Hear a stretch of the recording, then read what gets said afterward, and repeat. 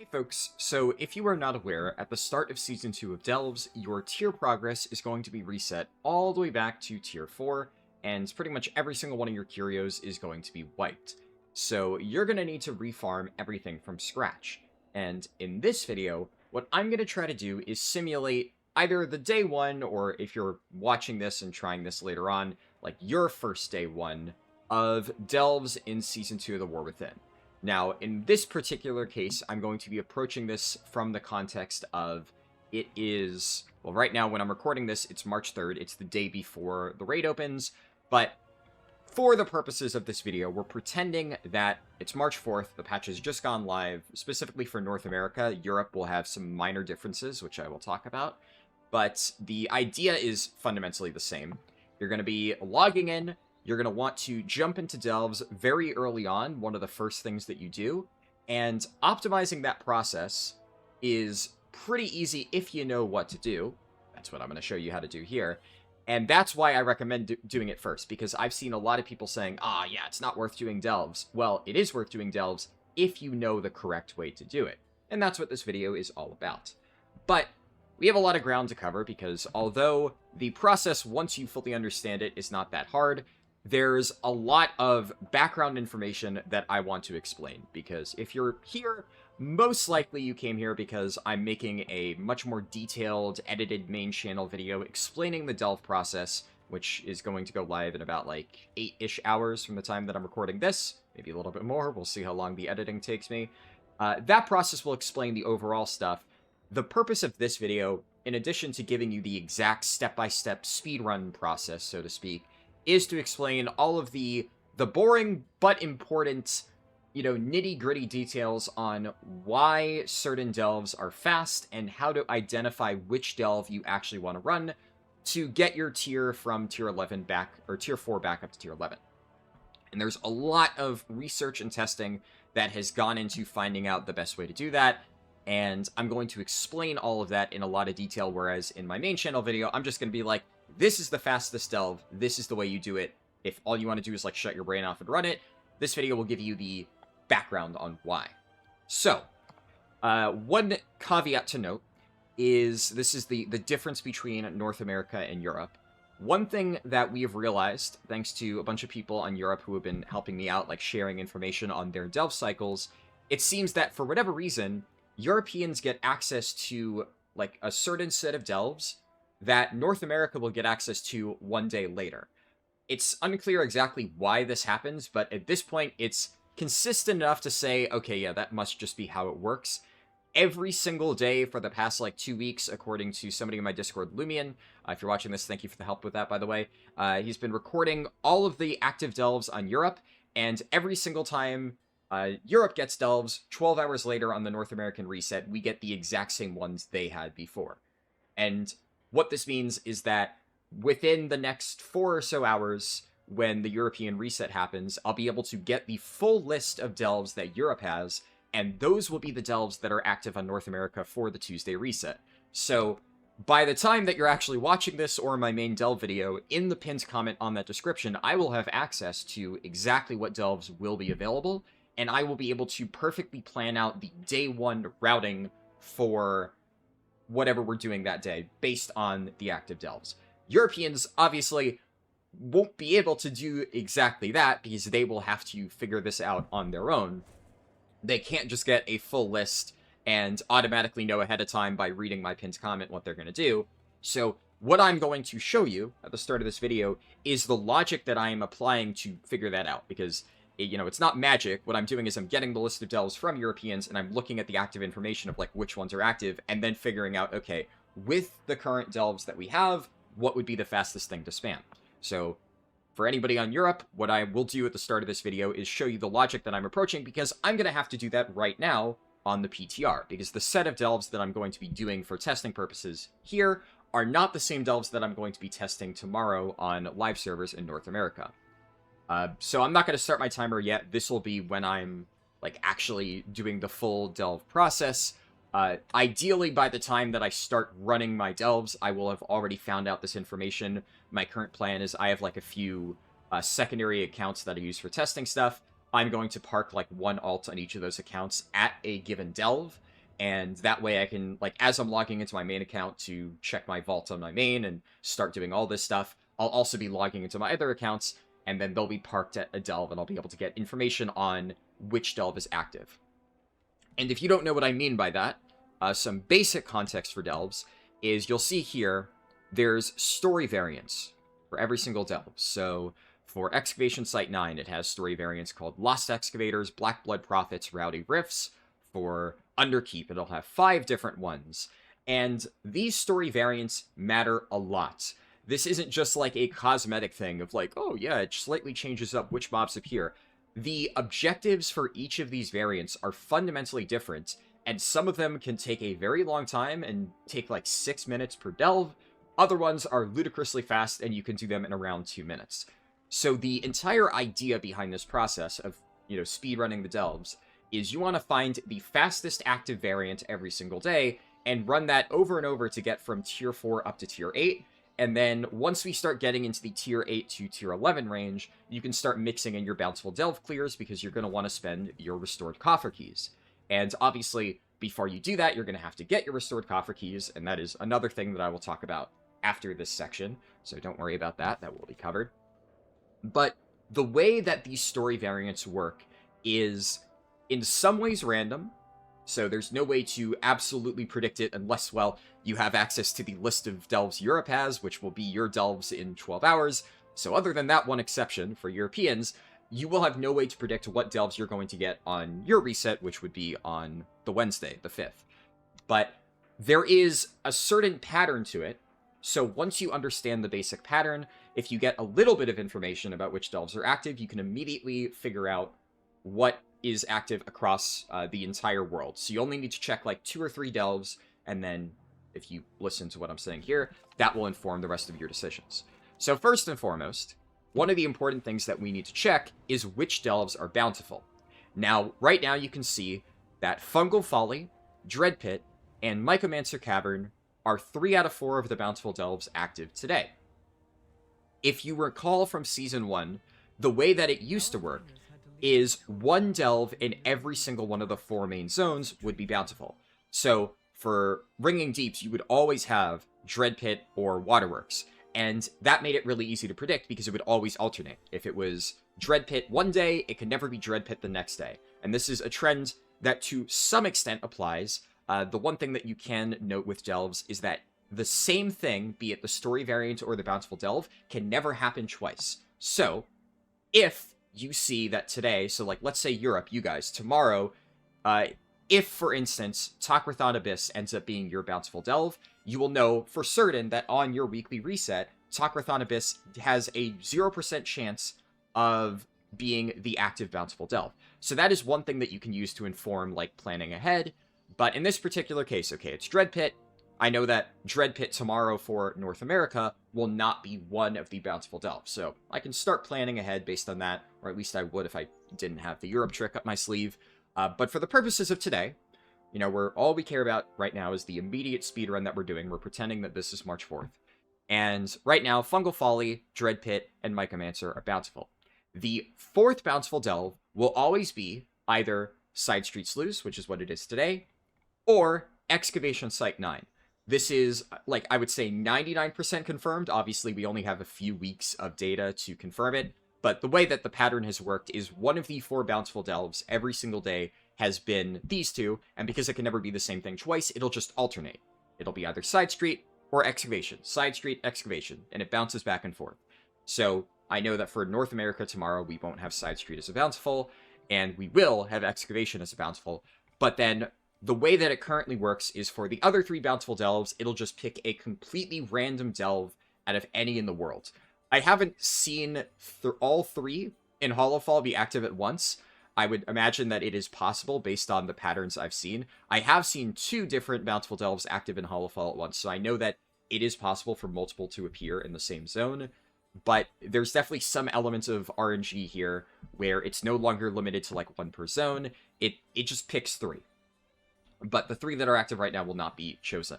And the important thing to remember about this is whatever the currently active bountiful delve is, you cannot use as your tier 4 to tier 11 spam.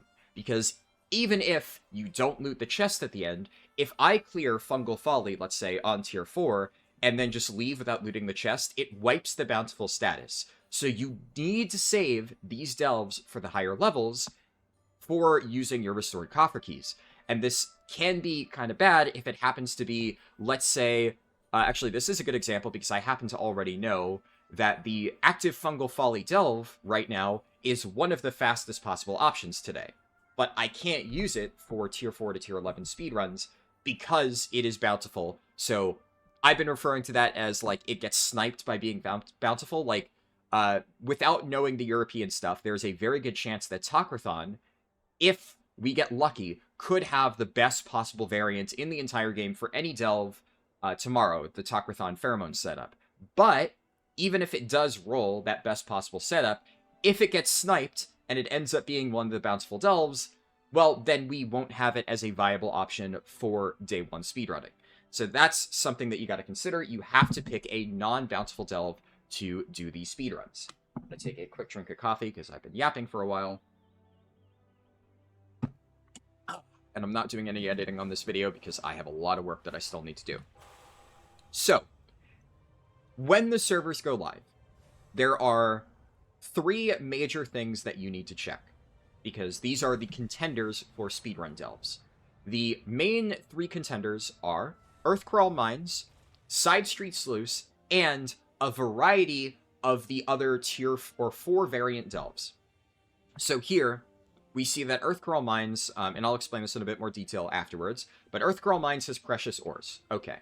I'll talk about why that's relevant in a little bit, but we're going to quickly head over to Fungal Folly. I've already checked this, of course, but I'm just doing this to show you in the video and then explain my logic. But we can take a look and see what Fungal Folly has active.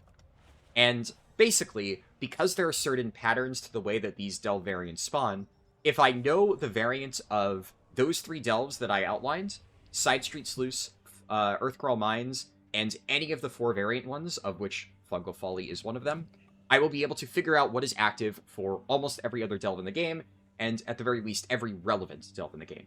So we can see here, Fungal Folly has the Lost Miners variant active. Alright, and then I have my Hearthstone right now set to the hotel. Actually, I'm not going to use that. I could use that for demonstration purposes, but I'm actually going to need that for the speedrun, and I'm going to need to use it before the cooldown's active, so we're just going to take a short detour. And as I fly, I'll start explaining to you why this is important. So the way that delve cycles work is, you heard me saying the 4 variant delves. There are different amounts of story variants present across different delves. Most of them only have 4 variants added in this patch, right? So at the start of the expansion, a lot of them only had 3. The vast majority of delves got a 4th variant with 11.1. So now that is what most of them are. They are 4 variant delves. So you'll see here, Excavation Site 9 and Side Street are both 3 variants. Spiral Weave, Kriegvalls, Talkrathon, Nightfall, Sinkhole, Fungal Folly, Skittering Breach, Dread Pit, and Waterworks. All of these have 4 variants. And then Earthcrawl and Underkeep have 5 variants. So the way that this works is you can predict, for instance, the Underkeep variant as long as you know the Earthcrawl variant.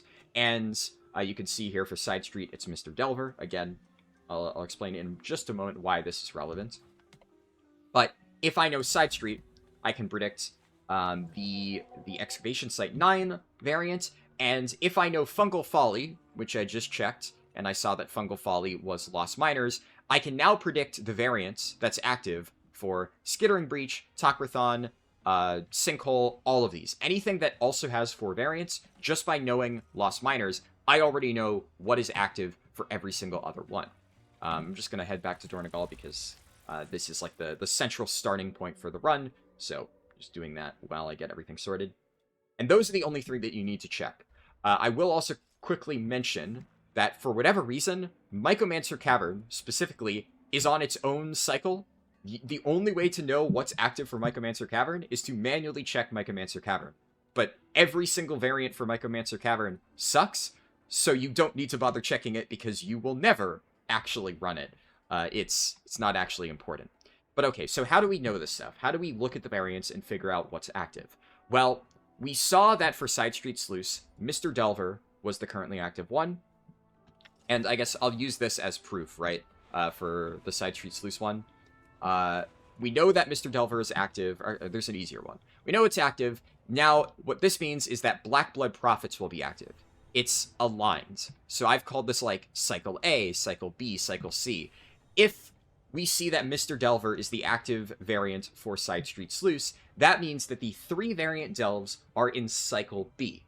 And that means that Excavation Site 9 will also have its B cycle variant, which is Black Blood Prophets. They are linked. And there's no way to guarantee which of the other 2 will be active. So it can never run Black Blood Prophets again tomorrow, but it will pick one of these 2 as its active variant tomorrow. It'll pick either Lost Excavators or Rowdy Rifts. It's random. I believe, based on the data we have, it's not extensive enough to say 100%. By the way, here you can see Lost Keepsakes is the active variant for Creekfall's Rest. Well, we checked that Fungal Folly had Lost Miners. That's its A cycle. And the Lost Keepsakes one is also the A cycle for Creekfall's Rest. What you'll notice is that these are both 4 variant delves. They are linked, so all 4 variant delves, Nightfall, Takrathon, etc., will be on their A cycle. So if I go to Nightfall, it's going to have Dark Ritual. If I go to Takrathon, it's going to have Goblin Mischief. That much we can predict. But the different numbers of variants are not aligned with each other. So right now, the 4 variant delves are on their A cycle. The 3 variant delves, as you can see by Side Street having Mr. Delver, are on their B cycle. These run completely independently from each other. That's why you need to check 3 different delves, because you need to look for the 3 variants, you need to look for the 4 variants, and you need to look for Earthcrawl, which is a 5 variant delve, so Earthcrawl is also on its own cycle.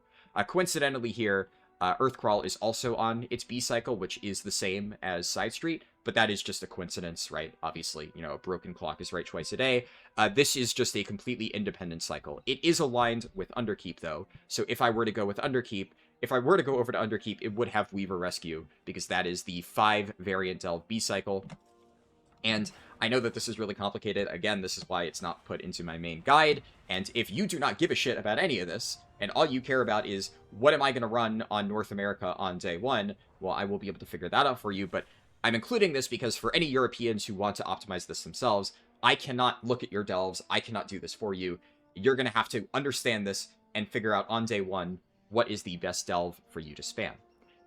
So now that I've gotten that all the way, now that I know exactly which ones are active, so for 5 variants, it's their B, for 3 variants, it's also their B, and for 4 variants, it's their A.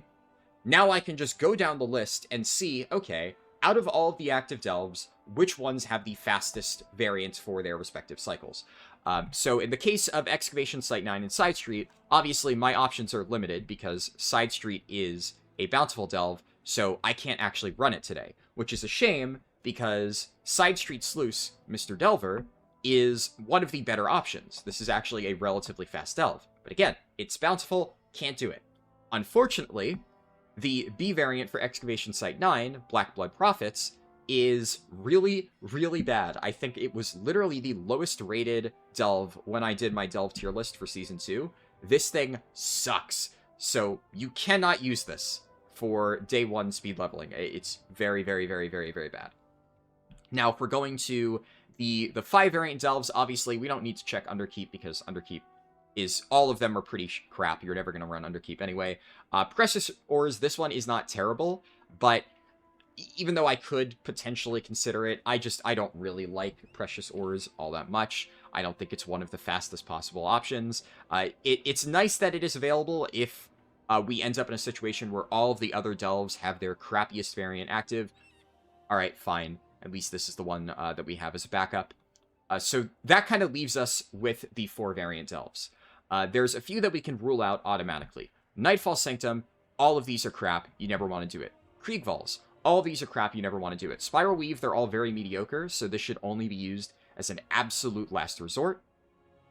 We already know, out of the 4 variant delves, that Fungal Folly is active, and again, Lost Miners, one of the better variants, so it's really unfortunate that this is Bountiful right now, because this is probably the one that I would choose otherwise. Sinkhole, Illusory Rescue is not very good. Tocrathon, Goblin Mischief, not very good.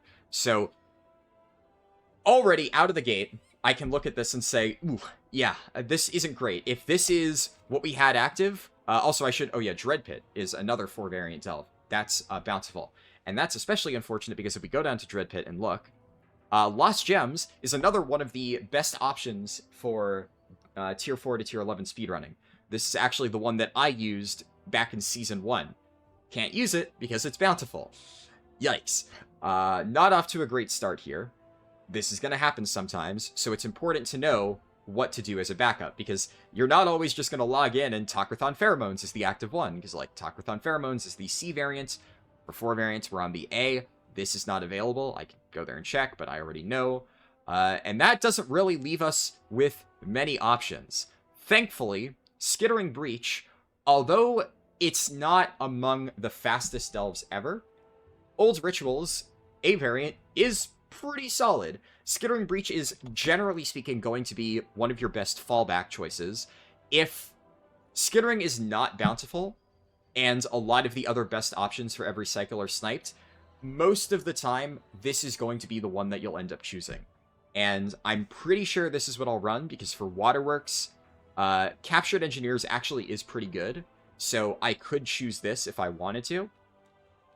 I guess it kind of is, at this point, now that I've looked at everything, it is effectively a toss-up between Old Ritual Skittering Breach or Waterworks Captured Engineers. Neither of these is a bad choice, so you could opt to go with either one. I think that because I've said at this point, Skittering Breach is one of the most consistent. It's never going to be the fastest. You're going to get like consistently 3 to 4, I would say actually 4 to 5 minute clears with this, even on like the higher tiers, but some of the worst delves can take you, I would say, 8 minutes or longer. But Skittering Breach is just very consistent across all variants. Generally, I think that Old Rituals is one of the fastest, so that's not bad. Definitely faster than Ranalosh Beckons and Relics of the Old Gods. You could make an argument for Shadow Realm being the fastest, but I would say it's a toss-up. But we'll lock it in. You know, for this run, I'm going to use Skittering Breach as my main delve. Alright. Spent 20 minutes covering that.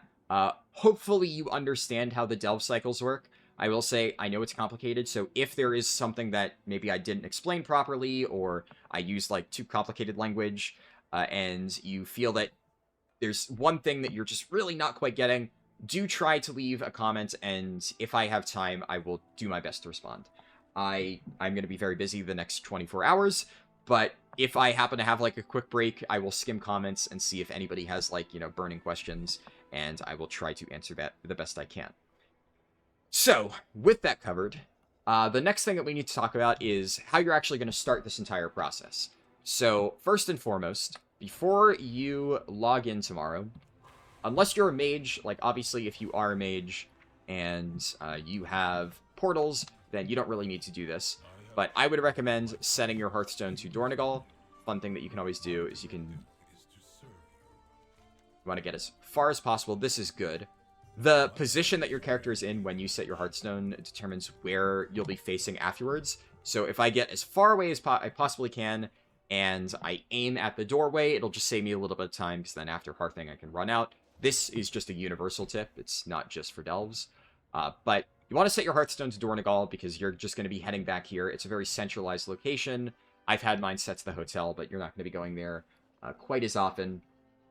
And, like, if you're getting to Side Street later on, because we will have to do every single Bountiful Delve as part of the speedrun, this is not just going to be getting up to Tier 11, this is going to be getting all the way up to Tier 11, getting all your keys, doing all your Bountiful Delves, getting your guaranteed Delver's Bounty, and then opening your Delver's Bounty chest. All of that will be done within the confines of this speedrun.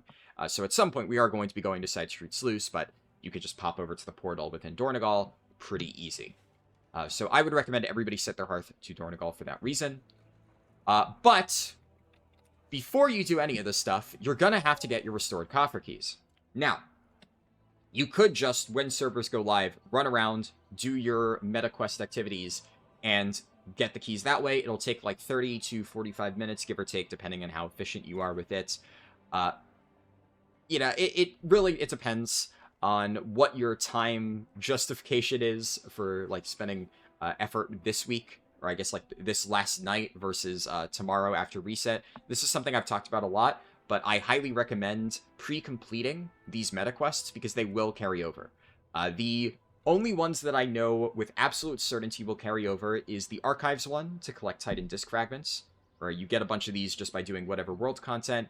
There is the Ashkahet one. Mine is called Eyes the Weaver because obviously I picked the Weaver, but there could be like whatever of the General, whatever of the Vizier. It's just the Ashkahet Zone quest. Do that. The World Soul one, it doesn't matter which one you pick. I happen to pick World Quests. I think generally as a rule of thumb, this is the easiest one to complete because there's a lot of overlap with other stuff. But as long as you have the World Soul thing that gets turned into Farron over there, these three will carry over. There is a fourth one that carries over, which is the Awakening the Machine weekly that you can do over here. Now, you'll notice I only have 3 out of 4 of my quests pre-completed, and that's because you can also do the Hollowfall Arathi thing over here, which I am just now realizing I did not actually get carried over because I've completed this in live servers, so my quest credit is not reset because my character's copied over to PTR. So that kind of sucks. What I'm actually going to do to simulate this is, now, best laid plans on my Sinbad, right? I'm going to, real quick, now that that has occurred to me, I'm going to pause my recording, and I'm going to get the special assignment in Undermine finished, and I'll get that, like, unlocked, right? So I'll be able to do it. That is technically another option that you can do, but realistically speaking, if this was, we're simulating March 4th, right?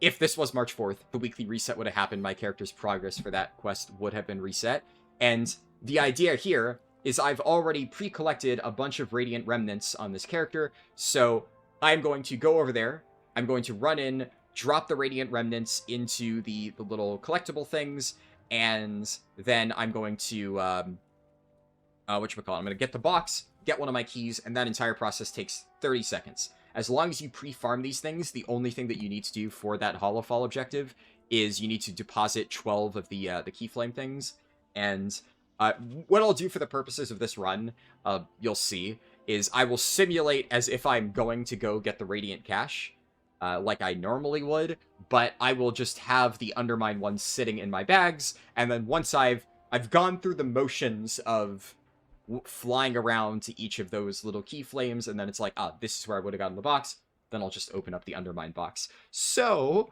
let me go do that real quick, and we'll unpause the recording when I've gotten that box in my bags. Okay, that was unfortunate, but I got the box, so, fingers crossed that everything else for this recording goes exactly according to plan. But for the purposes of, like, simulating it, that shouldn't change anything. I'm trying to remember exactly where I left off when I was recording this before, but the important thing is I would recommend pre-completing ideally these 3, but you can substitute this with Awakening the Machine, and technically speaking, if you really wanted to, you could actually just pre-complete Awakening the Machine and do all 4 of these. I just chose to do Awakening the Machine now because I wanted to get the extra tiny bit of rep, especially because there's no downside to doing that versus the Arathi one. It really doesn't take any time at all. You can also use the special assignments if needed. So you'll see this one expires in 11 hours, but I think this is the exact same one as on live servers, but this expires in about 4 days. So if I were to, on live servers, get this thing to be like 90% completion, and then finish the world quest the moment servers went live in like 30 seconds, that would also work. So any sort of combination of things you can do like that to get your boxes already pre-completed, that is nice. And it doesn't really matter doing this like on the week of, this is specifically, by the way, if you are doing this the week like of the 25th and getting it ready for the 4th. Obviously, if you're watching this video in the future, just do your 4 weekly boxes, get your 4 keys, like nothing special there. But right now, because you don't actually need to get your keys, like any keys that you get on live servers right now, as you'll see, they'll be reset if you copy it over. Like I have 12 keys or something on my live server version of this Brewmaster Monk. Copy it over, it all gets wiped, in addition to your undercoins. And I know a lot of people were kind of unsure why undercoins were getting wiped. And there's a very important reason why I'm pretty sure Blizzard did this, and it is directly related to this routing in the video. So you will see later. I've talked about it already on stream, but I'll leave it as a surprise for people watching this video if you're not familiar with it, or if you haven't yet seen my main channel delve guide, because that's like one of the big things about this route. But yeah, the idea is you're going to get your 4 keys. A question I've received a few times is if you have these boxes sitting in your bags and you open them, will they give the new keys? That, I want to say that it should work. I think it would. You wouldn't get extra keys, mind you, so there's no way to get more than 4 keys per week. If I were to complete these quests right now in live servers, have the boxes sitting in my bags, then the moment that I open them up, the following reset, I would get my 4 keys, and then any new boxes I obtained would not have additional keys. You can't, like, trick the system into giving you 8 keys 1 week. It doesn't work like that. The entire reason to do this is just to save time on the daily reset, because for a lot of guilds, you're only going to have like 8 hours or so before or between the servers going up and when your raid time is. And you want to use every second in those 8 hours to get as much gear as possible so that your day 1 raid clear is really easy. That's really important for a lot of people, myself included. So for me, doing all of these quests right now, when there's not much to do outside of working on my videos this week, is really nice because I can do that ahead of time, and then the moment servers go up on the 4th, I can just immediately complete these quests and get my keys. I am like 99.99% confident that pre-completing the quests will work. It worked like that from pre-season to Season 1 of The War Within, so I don't see why it wouldn't work now, especially because the quests do carry over onto the PTR. They are the same exact quest IDs. Notably, there are delve meta quests that you can do. Do not pre-complete those, because for whatever reason, those do not get carried over. I think the meta quests that they've added in Season 2 are fundamentally different than the ones that they have from Season 1. So, if you pre-complete any delve quests, I don't believe that that would work. They would probably get wiped the moment the season starts. Not 100% sure on that, but I have not managed to get them to properly copy over to the PTR, whereas every single other meta quest copies over properly, so I think it's just a weird quirk with the delve season transition. But all the other weekly quests work, Waking the Machine also works, and special assignments should work. So as long as you got those, you've done pretty much all that you can in terms of preparation and setting your Hearthstone. You should be good to go. Now, I guess, am I going to bother parking? Where am I going to bother parking my character? I guess it kind of depends. Some of my characters I will probably park by the Great Vault if I need to open them. And for my previous tests, I kind of assumed that's what I'd be doing, so I parked my character by the Great Vault. I don't know if I have a Great Vault on this character. I'm pretty sure I haven't done... I definitely didn't raid. My guild didn't raid this week. And I haven't done any keys. So I actually don't think this character has an active Great Vault. And this is probably one of the first ones I'll use. So I will actually probably use this character as, like, one of the delve checkers. I'll throw this by, like, Fungal Folly or something and just... Well, I guess technically I don't need to do that because I'll have the list of European delves. So realistically speaking, what I'm probably going to do is just park my character... right next to the World Quest turn-in point. So yeah, let's do that. I think that's probably the most accurate spot. Want to get a perfect simulation, right? So, since I will already know exactly which delves are active, assuming the Europe trick works, then I won't actually need to check, so I will probably just be standing right here when I log out for the last time, and then I'll log back in, I'll be directly next to this quest giver, and that entire process will start. So now we'll actually get into the main speedrun elements of it. And let me just double check. I'm like checking Discord to make sure there's no like burning messages or things my friends need from me before I jump into this, because obviously I want to do this all in one sitting. I'm going to be doing this for the next roughly hour. And hopefully I can get it done quickly, because there is something in an hour and a half that my friends want me for. But I believe that I can get it done fast enough. All my talents are correct. Let me double check that. Yep. All my talents are pretty good. I think, honestly, for this, I'd rather have light brewing, just for the added survivability. But it doesn't really matter that much. Yes, I think there's some cases where speed taunt can still be helpful. Yeah. Yeah, this is... good enough. You know what? I'm probably not going to need detox for anything. Just throw a talent point into that. This is not, like, super important. I'm just trying to min-max, and I guess I'm more thinking about this now because this is going to be relevant for what I do tomorrow, so I'm more pre-planning ahead. But okay. Let's get started. So, if I were to log in, I would immediately pop into here, and we'll start the timer. And I'll walk through what I'm going to do as I do it. So, start the timer. I'm going to turn in this quest, get my pinnacle box. Then I'm going to fly this way, the Titan disc fragments. Drop in here. For a second, I thought I was rolling in the wrong direction. No, the NPCs just didn't load in.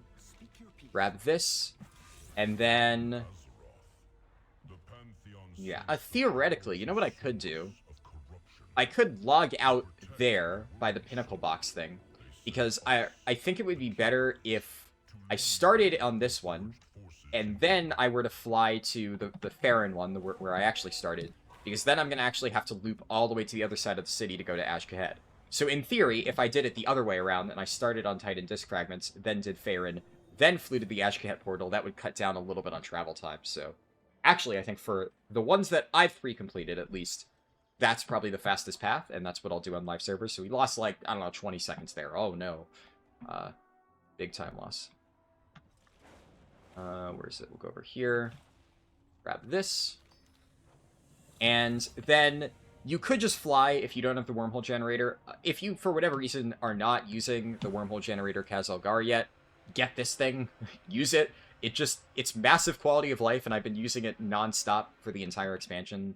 If you are unfortunate enough to not be engineering, then, you know, I pity you, but engineering is, as always, one of the most useful professions in the game, and wormhole generators have just made my life so much easier forever. They've been really, really good for many expansions now. Okay, so I already have all my 4 boxes, but like I said, we're trying to simulate the exact process that I'll do on live servers. So if this were live servers, I'd fly over here, and actually, it's interesting, the lesser keyflame progress, despite the fact that I know for a fact that I have completed this one on live servers, that is reset. But the quest is not. It counts as completed. I don't know, it's weird. But that's actually kind of nice because that means I get to, like, one-to-one replicate the exact time it would take to do these lesser keyflames. Let's see, it's like, it is ludicrously quick. As long as you have the remnants already pre-farmed, it's not a problem at all. I'm gonna make sure I don't pull any mobs. Okay, and if this was live servers, we'd be done. I'd have all 4 of my boxes. I've kind of fucked my dragon riding vigor a little bit here. So I'm just going to coast for a little bit, close to the ground, and we're going to open these up. So this one, as you can see, this is the one that I did from Undermine. This would be the Hollowfall cache. Got a key. This one, got another key. You also get 2 pieces of veteran gear from your first 2 boxes each week. If you have not done that on live servers, I would recommend it. You can just do the special assignments that are about to expire, because you can't pre-complete those anyway. You only get it from the first 2. We're going to open the 3rd one. Get another key, and the 4th one, we get our 4th and final key. So now, if I look, I have 20 undercoins, which for some reason one of them gave me undercoins. I don't know why. I think it's only the Ashkahet one maybe that does that, which is neat. And then I got my 4 keys. All right, perfect. So obviously on PTR, I've already done a ton of delve testing. I've unlocked tier 11 delves, but take my word for it, there are blue posts confirming this. You will be reset back to tier 4. So we're going to go here. Also, you'll notice if I check my brand supplies, I don't have anything selected. I'm going to put him on DPS spec, just for the purposes of doing this. I'm going to get the food buff, because why not? I also should have used my consumables before I started, because I'm going to do that before logging out. What I will not be doing is selecting any combat or utility curios, because on PTR right now, I already have, like, the max upgraded curios for every slot. Your curios are going to be wiped going into the new season.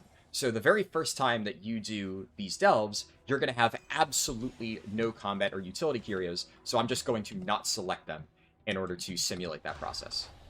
And we'll just we'll go as it is. Crap, I already made a mistake. I have to talk to the lamplighter. And and actually start the objective. I can't just go guns blazing.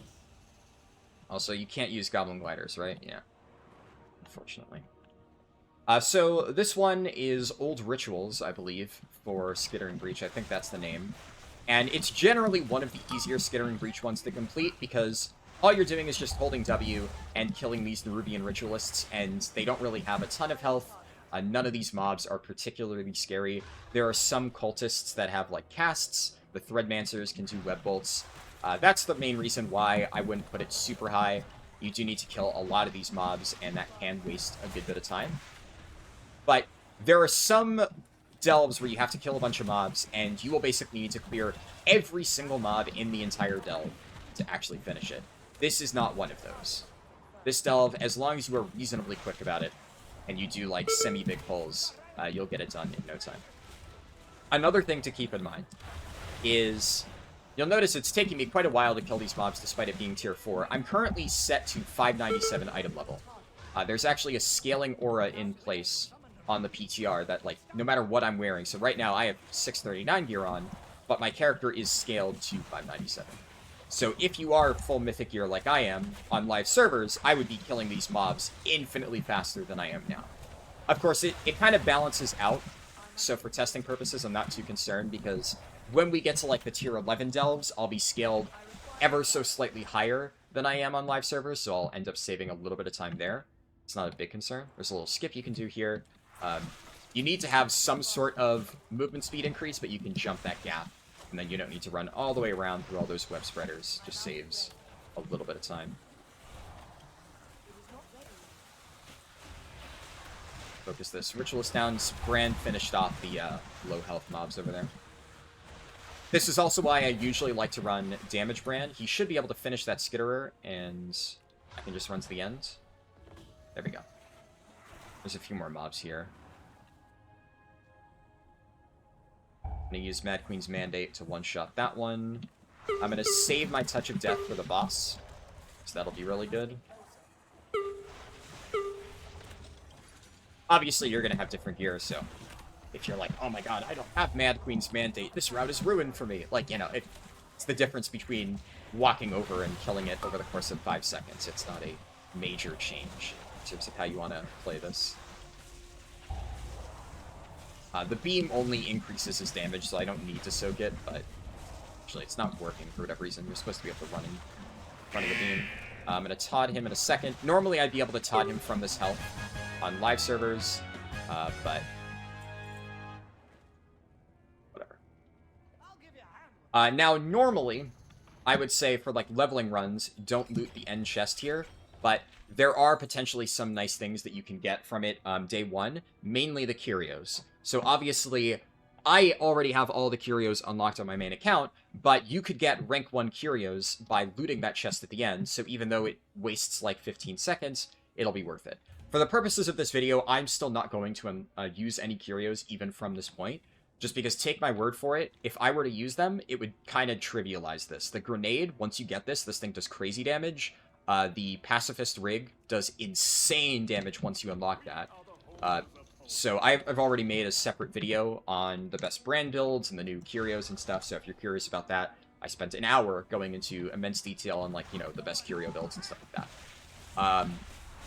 But theoretically, like, on day one, if from my very first run of whatever I do, so, like, theoretically here, if I had gotten a level 1 Pacifist Rig, the mech suit curio from that chest that I just opened, that could have made this entire process, like, maybe even up to 5 minutes faster, which doesn't seem like a lot, but this is gonna take maybe like an hour, 15 minutes if I do it really quickly, and shaving 5 minutes off an hour, 15 minutes just by getting one item is kind of huge. And I would honestly say it could be that big of a increase. The Pacifist Rig does so much damage that you would be able to just do massive pulls as you get higher in delves, and it would completely trivialize it. You just start one-shotting things. It's so strong. So I am actually giving myself effectively a handicap compared to live servers by not using it, just because there are some curios that are really bad. So if you could guarantee that you would get the Pacifist Rig every time, I would use it for the test run. But there are going to be some people who their first 5 curios are all completely dog crap, and it effectively doesn't increase the speed at which they're able to do this at all. And I would feel bad if then, for the run, I'm like, yeah, see how broken the Pacifist rig is. You can just one-shot all these tier 11 delves, and then it would give people the impression that you need to get lucky and you need to get the super OP curio to clear it. But as you'll see, even with absolutely 0 curios, I will be able to do this. Now, the other thing that I get asked a lot from people whenever I, like, stream tests of this is, like, how easy will it be to do this on day 1? Like, will I be able to pull it off? And, look, I'll be honest. I'm kind of good at the game. I don't like to say that a lot. I try to, you know, be a little bit humble. But I think, objectively speaking, I'm pretty fucking good at this game. I've been raiding at a cutting-edge level. I just got Hall of Fame. It's technically, like, fake Hall of Fame, but still, my guild did pretty good this last year. And I consistently get, like, 99 parses, if not 100 parses, on whatever spec I play. So, all that to say, I know what I'm doing. And, obviously, I've practiced this a lot. So, if you're thinking, okay, well, yeah, obviously, I'm going to have a slight, like, you, the person watching this, might have a slightly harder time pulling this off compared to what I'm doing on the PTR, yeah, you'd be correct. Even, like, just the extra practice, even if you are a Mythic Raider, like, at my level or above, and you're, like, really fucking good at your spec, the just muscle memory of all of the routing for these delves, I've practiced every single variant, like, multiple times at this point. Obviously, that's going to give me a bit of an advantage, but I still think that, generally speaking, as long as you do one of the faster variants, which I will, of course, tell you what the faster variants are, I guess I don't know if I've mentioned that, but if you are on Europe, and you're trying to figure out which one you should pick, because I told you how to figure out, like, which delves are active, but I didn't necessarily mention exactly what all of the best ones are. Well, I also have another overly specific delve video that I've made on my 3rd channel, which is a tier list of every single delve variant. So if you're wondering which ones are good, which ones are bad, if you haven't really played around with a bunch, go watch that. And the TLDR is that any delve that is in the A or S tier, those are the ones that you're going to want to prioritize for day 1 clear. So I think I have this variant, Old Rituals, like, I think it's towards the top of A tier on my delve tier list. It's definitely one of the better options, for sure. But there's, like, I think 4 delves that I put in S tier, and I definitely would say they are a cut above this one. But yeah, what was I saying? Yeah, oh yeah, so a lot of people will ask, am I going to be able to replicate this myself? How easy will this be for me to do as, like, a whatever item level player? And I think a lot of people do get hyperfixated on, like, you know, oh, I'm only XYZ item level. Obviously, you have full mythic gear. Will I be able to handle this? And I will say again, right, the delves you're seeing me do here, I'm still scaled to 613 on this level. I believe that when I get to tier 11s, my scaling will be set to, like, 654. So for those, it will be a little bit easier than it will be for me on live servers. But the reality here is that as long as you're running a slightly optimal setup, and by that I just mean, like, brand spec. So if you really want to play a healer spec, then Tank Brand is actually pretty good right now. At least in my opinion. I think that you can get a lot of good value out of him. Let me shoot the Chi Burst to... Yeah, I got those mobs. Nice. And I'm just going to try to round them all up under the Ritualists, being a little bit more efficient with my AoE. But yeah, if you're running a healer spec and you got Tank Brand, then that's just going to be a really safe way to do all the tier 11 delves. I would go so far as to say you could probably do every delve on tier 11 at, like, 600 item level, as long as you know how to do, like, very safe pulls playing as a healer with Tank Brand activated. Yeah, that did, like, yeah, no damage. Like, I'm just going to have to run into the web spreaders. These eggs, by the way, they changed the way the webs work. Now it's like these big eggs that shoot it out every now and then. Absolutely hate it. I really do not like the changes to webs in the Nerubian delves. It's just super annoying. For casters, it's easy. You just tag these things from a distance and they shrink. But for melee DPS or tanks, the only thing that I have that can actually hit these from afar is Chi Burst. But Chi Burst is kind of good. I want to use Chi Burst for damage. I don't want to use it to shrink a single web spreader. So, it's not super ideal. But yeah, I generally speaking feel that, you know, you'll have no problem. And look, if you're really undergeared, if you can't handle some of the pulls that I'm doing here, where I'm, like, pulling a bunch of mobs at once, I'm trying to keep them all stacked up so I can maximize my AoE. If you're struggling with this, if you don't have the survivability limit, then you can just do smaller pulls. And you could just pull, like, 3 mobs at a time and chip your way through every single delve. And will that end up taking you probably an additional hour if you're really slow about it? Yeah. You could obviously add a lot of time if you're not being efficient with these delves. If you pick a really bad delve variant, and you don't, like, follow my tier list, will you lose a little bit of time? Yeah, you could, again, probably lose up to an hour. But I would say the absolute worst case scenario, if you do everything as slow as you possibly could, but still complete it at the end of the day, you'll probably be able to do this entire delve process in, like, 3 hours at the absolute worst case scenario. If you are, like, brand new to the game, super undergeared, don't know which delves to pick because you didn't watch my tier list, and you're just generally being very conservative with your pulls, if you do all of that, and you didn't pre-complete your quest so you have to manually farm your keys, 3 hours is probably the longest you could possibly expect. But in that case, I would also argue that you probably aren't in the position that I am, where, like, every single minute of the first day of the season counts, and you're trying to min-max that, so this entire thing is probably pointless to you. But we're just, we're giving, like, the worst-case scenario. I would say the average time that I expect, like, a normal Mythic Raider who's generally trying to be efficient with their time spent, I think you can expect to get all of this done in ballpark 2 hours. My, like, very first rough test for Season 2 was 1 hour and 29 minutes. That was with, not, like, the fastest variant ever, and also I think it took me about 10 minutes to get all my keys because there was also something broken on the PTR with the Hall of Fall event. Maybe I should have planned ahead for that because it was broken on the last test. Oh well. But something with the Hall of Fall event was broken. It took me like 10 minutes to get that, so I lost a good amount of time. I think that if I'm a bit more efficient here, I can get it all done.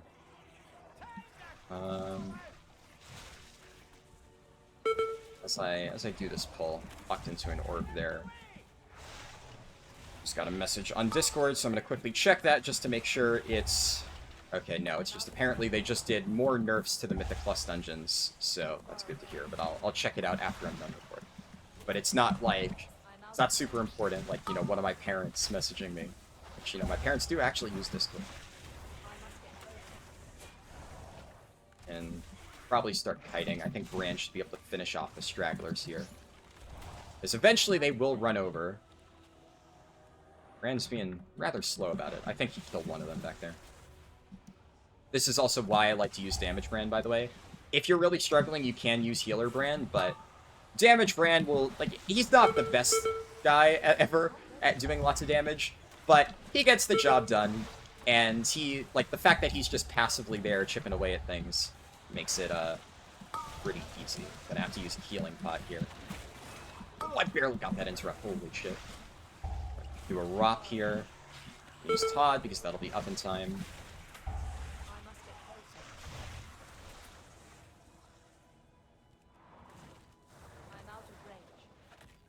Skittering guy. Should be fine on this pull, even though I used a lot of my cooldowns. Because I do...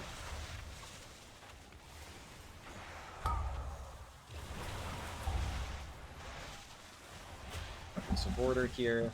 This is where I gotta actually lock in. I'm trying to kite them so they stay in Brand's volley.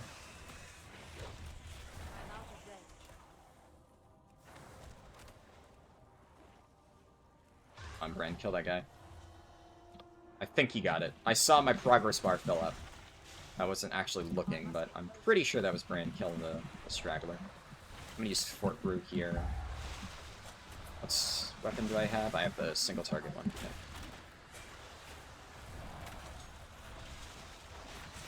I don't have any way on PTR to track my sick runs. So I have to just look at the tooltip. A lot of times I'll just YOLO the cast. Barely made it out of that one.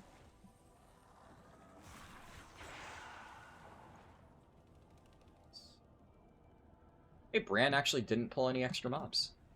Good on you, Bran, for learning.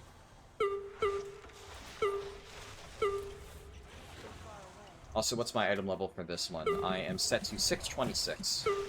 So I think this is about what a lot of people are going to be going into the season if they just like casually did M+, because that's the maximum for hero track. I cannot attack that.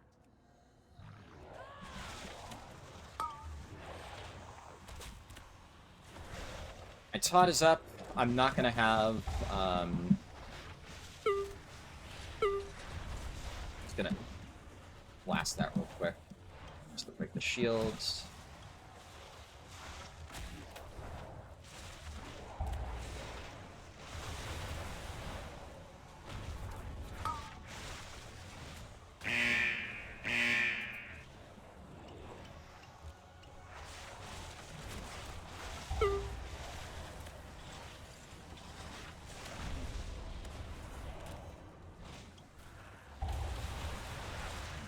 Paralysis target, and then any second now, we taught it. Nice. Okay, so that's tier 7 complete. So now that tier 7 is finished, what this means is we've unlocked tier 8. And the way that this is going to work is you have 4 keys, and Brand's being a fucking dickhead and not opening the door. I'm just going to taunt this again because it resets the CD, and I won't need it.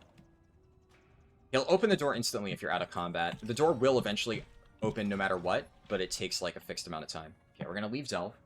So there's 4 keys that we need to use, and 3 of those keys need to be used on tier 11, because there's a new thing in Delves this season where if you complete a Delve on tier 11, only on the... I think it's only on Bountiful Delves, and you can only do it 3 times per week. You get a gilded cache that gives you 7 gilded crests. So in total, from those caches, you're getting 27 gilded crests, and... there's a bunch of extra from the Delver's Bounty. I think I did the math, and in total, it's like you get 31 gilded crests if you follow this route day 1. I guess we'll see by the end how that pans out.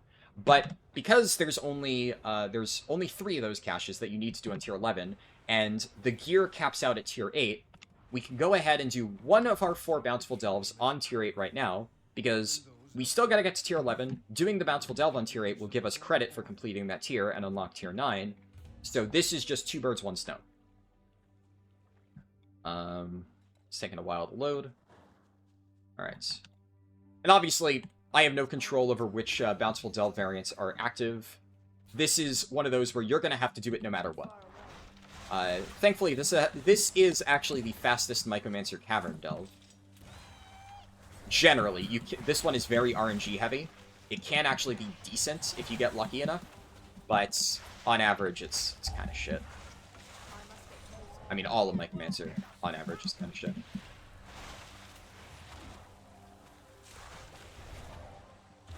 Get the kill.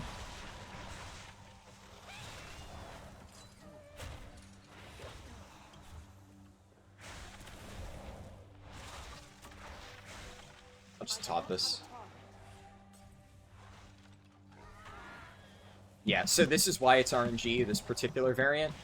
There's a 50-50 chance when you click on one of these 10 pigs that it will immediately become friendly and you'll get credit for saving it, or it'll become like a Shadow Crazed pig, and then you need to kill it to save it. And you can't just, like, interact with it, make it go crazy, and then walk away. You have to kill it to get credit for, like, the 1 out of 10. So... yeah, this delve kind of sucks. Mycomancer in general kind of sucks. And again, this is, in my opinion, the best variant, just because if you're lucky enough, you can just get like 10 pigs in a row that all immediately turn friendly. Which, even if that happens, it's still kind of slow. But it's not horrible. We'll see how bad my RNG is. Alright, that's so far 50-50 split. What I'm going to do is drag in the Nemesis guys. I'll explain why. Actually, I could explain why right now. So, if you remember from Season 1 Delves, there were a bunch of Zephyr-empowered packs. And the Zephyr packs didn't really do anything, they just made the Delve harder. So, one of the new changes in Season 2 for Delves is, instead of these Zephyr empowerments, certain packs will be replaced by, like, Goblin-themed mobs. And at the end of a Delve, you'll get a Nemesis Strongbox. I'm not sure if it's only on Bountiful, or if it's on all of them, but... as I kill more of these mob packs, when I kill this mob over here, you'll see, it'll say Nemesis Strongbox upgraded up there. And at the end of the delve, when I'm opening all my boxes, there'll be an extra chest. Nice, that pig is friendly. And that extra chest, depending on how many of these guys I killed, it'll drop additional Ruined Harbinger crests. Or Ruined Undermine crests, or whatever the new one is called. But Ruined crest, it's basically the hero track upgrades. And you can get a good amount of them every single week. I don't remember the exact cap. It's pretty high. It's definitely a lot higher than the 21 Gilded crests you can get. We'll see what the total is by the time I'm done with all these delves. Also, that pig was friendly too, right? So I'm at 3 out of 4. That is, so far, good RNG. Is there a pig here? There is a pig here, okay. So I will actually need to do this. That's kind of the other problem. You need to fight all of these mobs because you need to access the pig. Yeah, this one is shadow crazed. I'm gonna whack it with Mandate. Nice. Got a crit. The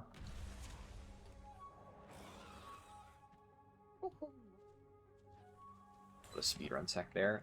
This guy, I'm gonna paralysis and... you're joking. That's so fucking troll. I paralysised.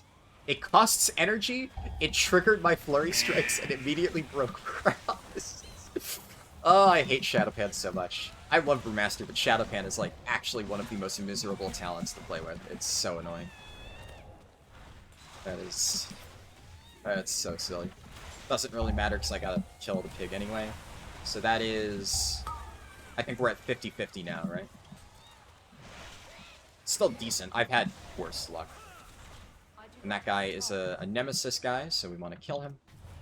It's not a big deal to kill them, by the way, but it's one of those where if you're going to be doing a large pull like that, and, you know, Micromancer has a lot of forced combat where you can't just skip to the end, especially in these cases, the amount of extra time you'll have to spend cleaving down those nemesis packs is trivial, so you may as well just fight them to get bonus rune crests. The other thing that's important is those crests, or those chests, the Nemesis Strongbox, will give additional undercoins, and those undercoins can actually make a difference. We'll talk about why later. Hold the Lasher. Ooh. 8 out of 10 here. I think... Oh, this is 9 out of 10, so I think we're at 5 hostile pigs, 4 friendly pigs. Do we get a 50-50 split? Nope! Yeah, so this is not the worst RNG I've seen, but it was not in our favor. That was 6 hostile pigs, 4 friendly pigs, so unlucky. We had a good streak at the beginning, but alas.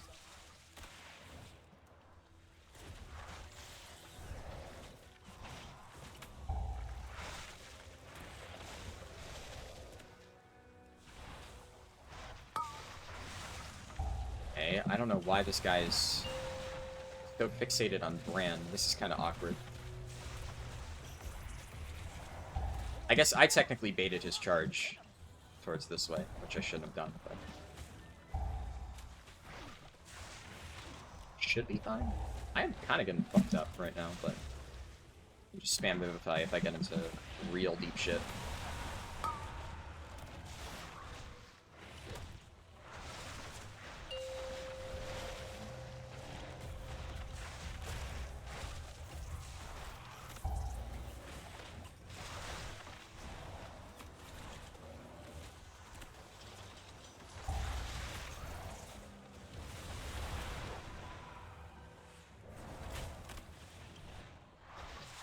Alright, if I Fort Brew, I should be in Todd range any second. There's Todd. Nice. Drink a bit of coffee. Okay. So I get a few undercoins from that. I got 78 from the small box, 100 from the big box, and then 73 from that one. So in total, we are up to 271. It has also just occurred to me that there is a weekly quest that you earn. This is unfortunate. Okay, I can leave Delve. There's a weekly quest that you get every single week. It's an Archaic Cipher, and it gives you 1.5k undercoins. Similar to the Arathi thing, I've actually already completed that. I'm pretty sure I've completed it on the PTR, which is why it's not giving it to me. And I've earned that.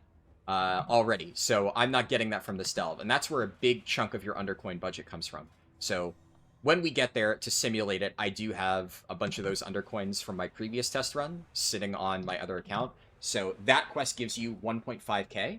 So I will just warband transfer 1.5k undercoins to simulate as if I was completing the quest whenever I go back to Dornegal. And all that matters is that the undercoins you're getting from your other delves add up to 500, because there is an item that we need to purchase for 2,000 undercoins, so you get 1.5k from the quest, and you just need to add up to 500 from all the other sources, and you're good to go. I think I was at like 2003 exactly by the time I needed it on my previous test run, which, if you want to watch that, I did it on stream like a few days ago. It should be, because I'm going to be posting this video to my third channel. And I think the stream recording should be on there too. It'll be called, like, you know, Season 2 delve testing or something. During that, I did my first test run, and that was the one where, like I said, it took me 1 hour and 29 minutes. I think I am on better pace right now to get, like, a significantly faster time, but we shall see. Also, I mean, I kind of just went back here without really discussing it, but just to reiterate, right? 3 of your 4 Bountiful Delves, they need to be done on tier 11. So we did only the 1, and I chose Mycomancer. You can pick any of your 4 Bountiful Delves to do on tier 8. It doesn't really matter. I just picked Mycomancer because it's right there. So the travel time required to go to Mycomancer and go back is pretty minimal. There's, like, a case to be made of, wouldn't it be faster to just go all the way to tier 11 without taking any breaks, and then just do your 4 Bountiful Delves on tier 11? But honestly, I don't know exactly how, like, the timing would work out on that. I suspect that even with the added travel time it takes, just by effectively killing 2 birds with 1 stone and doing one of your Bountiful Delves to get that tier 11 or tier 8 completion, I believe that that would overall save more time than just doing a slightly faster delve and skipping to the end. And, logically, it makes sense, right? You're effectively cutting out an entire delve clear, even if that delve is fast. It's just saves time. But then, of course, we still need to get through tier 9 and tier 10 so that we can unlock tier 11. So back to the fast delve we go, and we're just going to do this 2 more times. I definitely want to kill these aggressively lost hobgoblins, because they were directly overlapping with an objective. So I think that might still give me... That's actually a good way to test, because I was saying before I was unsure whether it's on Bountiful. Oh my god, I'm getting clobbered. Yeah, there's so many casters here.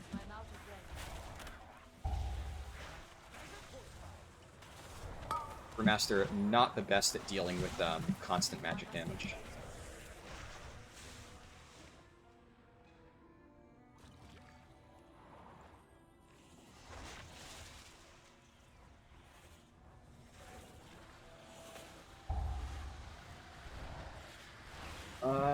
We have 2 Darkcasters? I'm pretty sure the mobs that spawn here are RNG, because I think in the last 2 delves I wasn't getting that. I'm going to diffuse magic that off. I'm getting, like, non-stop casters this time around.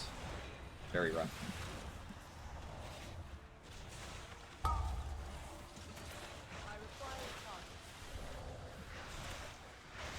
I'm gonna mandate the Ritualist. It's dead, did no damage. Okay.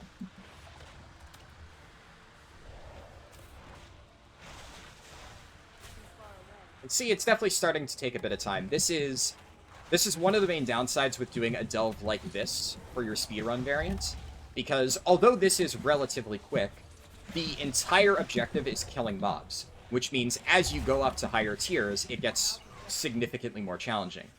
But a lot of the other fastest delve variants either have mechanics that let you just insta-kill mobs, and the damage of that mechanic will scale with the tier.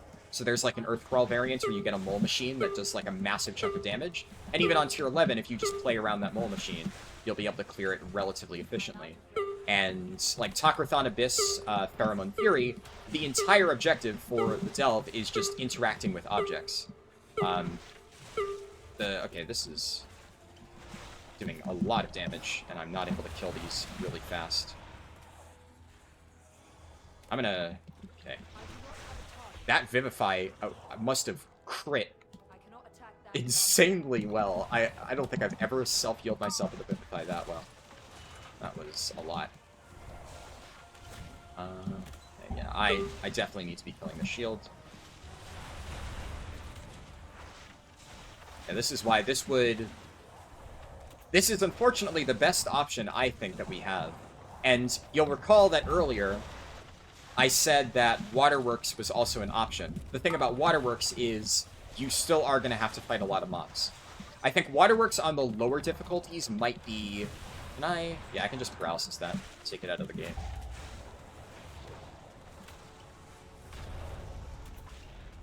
Waterworks might have been slightly faster at this point because there are a lot of mobs early on that you can skip. But it has a really nasty final boss for people without self-healing. It does tons of unavoidable damage. It basically requires you to run Healer Brand if you don't have self-healing. So that can be a bit of an issue. And for the early clears of these delves, I do still think that this is a stronger option. Because Waterworks is just a much longer delve, so the amount of travel time would have added up to quite a bit. Still want to be looting these. I do actually get... Oh, I got Turbo Drain. Interesting that that can drop in delves. I was not aware of that. Okay, so I do get a Nemesis Strongbox, and I got some ruined Undermine crests, but you'll notice I didn't get any Undercoins. So I would say you don't need to worry about it too much if all you care about is following this route, because the Undercoin stuff is all that we really care about. Okay, we're going to do this one last time in Tier 10, and then we'll unlock our Tier 11s.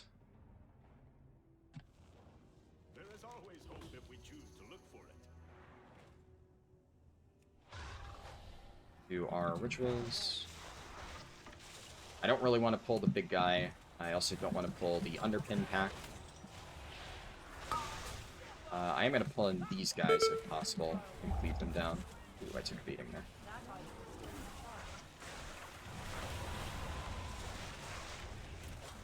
One thing that I will note, though, is although delve variants like this can be tricky to do solo, I would always recommend that for day one, if you're in a guild that's, you know, looking to optimize this, if you just run as a group of 5, this should be pretty easy.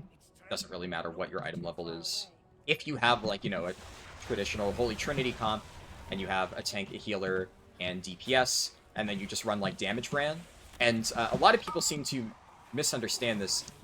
Bran is still active even if you have a group of 5. He will get booted off the party frames, but he will still be there. You'll be able to see him running around doing stuff. He will contribute damage. So Bran will always be active. It goes off the party leader's Bran. So whoever has the little crown above their head, they're the one who gets the Bran levels. Let me rephrase that because that sounds misleading. You will still earn experience for your Bran, whether or not you're the leader or not. The level of the brand that helps you within the delve is determined by the level of your party leader's brand, in addition to the curio setup. The easiest way to see that is if you all just pick different curio setups and walk in, the curios that he'll be using are the ones that the party leader has. That's how we're able to figure that out.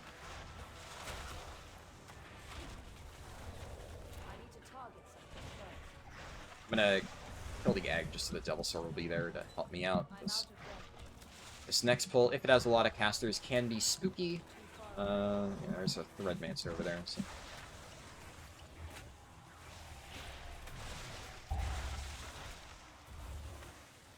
Charge is annoying, because that's not going to be stacked. Mandate just to make this easier. Bounce.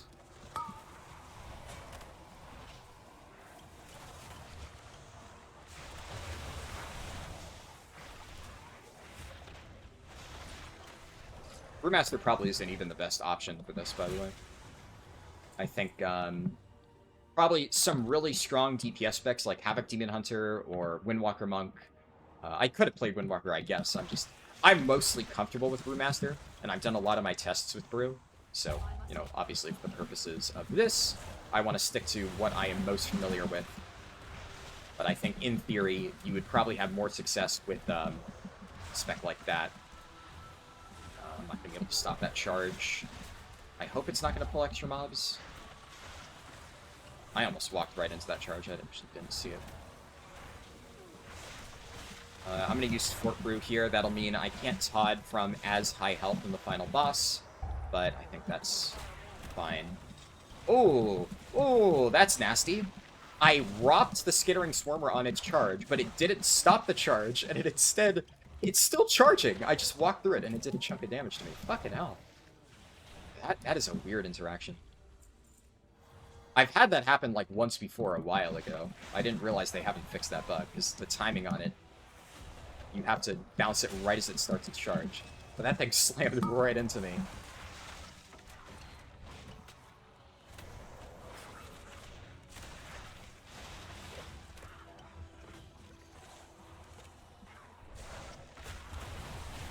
need to target something first.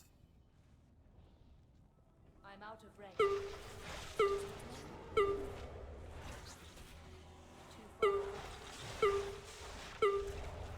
I must get closer.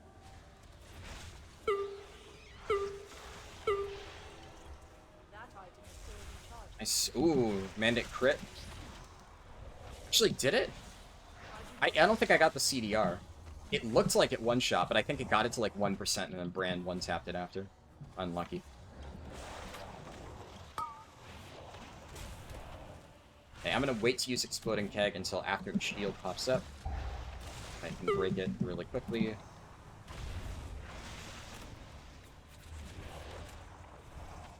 Brand should cleave that down with his volley.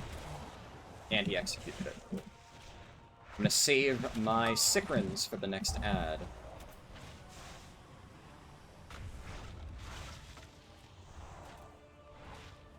Didn't really do much damage. Oh well.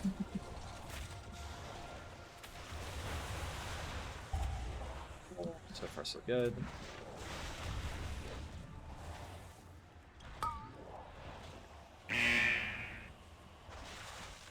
Same deal with Chi Burst.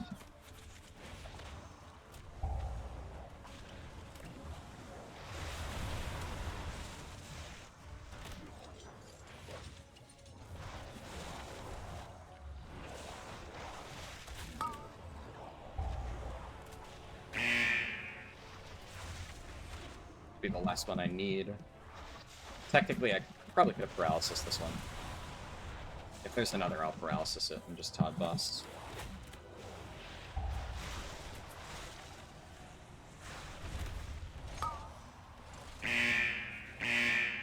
Okay, nice. Wow, Bran. The boss's health went from like 20k to 10k. Bran must have chunked it really quickly. Because suddenly I was in Todd range, and I didn't think I would be for a little bit. What are we stuck in combat with? I think Bran's egg is keeping us stuck in combat. Okay. I still want to loot these chests, because if this is day one, I mean, hey, you get cosmetic stuff too. And I got Warbound gear. For some people, that 610 Warbound gear might actually be pretty helpful, so I think it's important to include that. Alright. Now, I guess theoretically, where do I want to go? Dread Pit, Fungal Folly, and then Side Street Sluice. So I only need to head to Dornegal for the last Bountiful Delve. Sometimes it would help to Hearthstone here if, like, it's more centralized, but I think I'm going to end with Fungal Folly. So I'm going to do Dread Pit into, I'll do Dread Pit into Dornegal Hearthstone. I think that would be fine. Because then... yeah, that should be fine. And, like, it doesn't really matter. The difference is probably a few minutes of routing, but... I want to try to be efficient with my time spent here. In theory, I also could have done Wormhole Generator Kazelgar, which...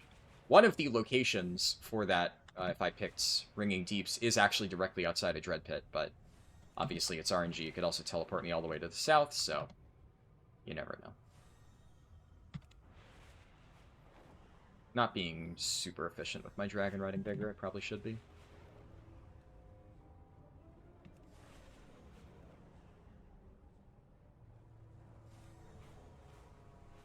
Alright, now we have tier 11.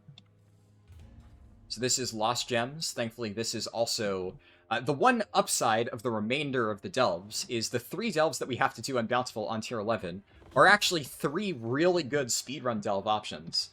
Yeah, so I'm not going to change any of this. I am going to grab my food buff here. Just to potentially make this a little bit easier. And I'm going to set Bran to healer, because the way that you want to do this... oh man, the new web spreaders actually make this one quite awkward. Still fast. Go in, we vacuum it up. I should be able to vacuum here. Shit. It's fired. Vacuum. This is why this variant is one of the better ones. I think I put this, like... this one is really close to Skittering Breach in my, my tier list. I think I put it ahead. I should have put it ahead, because this one I do feel is a stronger option. I'm out of range. The only problem with this is, although this is going to be a lot faster than the Skittering Breach thing that we just did, piloting this can be quite tricky. See, Bran dispelled me there, which is nice. But what I'm actually trying to do right now is I'm trying to get this checkpoint, and then I'm going to jump off. And then we're going to just wait a few seconds. Hopefully everything resets. I know you smell that. Least Spirit. I know it. We're close. Okay, Bran. Where's the NPC? Normally I talk to her before I teleport. I actually don't see her. She is not here. Interesting. I guess I'm not seeing her pop up, so I'm going to suspect that it's bugged, and I'm actually just going to leave Delve. We lose about 2 minutes. I think it's about 2 minutes. Yes, it's good for science that I tested this now. Yeah, just, I need to make sure I talk to the NPC before I skip that. I thought that she would teleport to me. I've never actually... I couldn't find her in the noise from all the Nerubians there, so I just said, fuck it. I'm not going to, because this new setup is absolutely awful. Hate these new Nerubian web spreaders.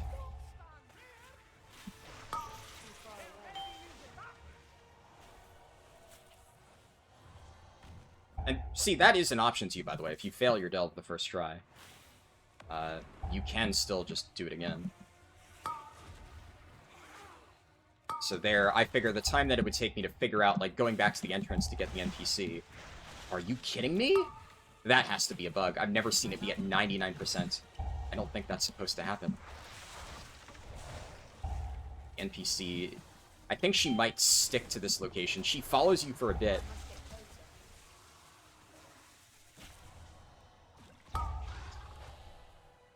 This is actually so much harder with the changes to the web things. Yeah, and maybe it's good I didn't put this higher up in A tier than I actually did. I don't think it deserves it. This is rough.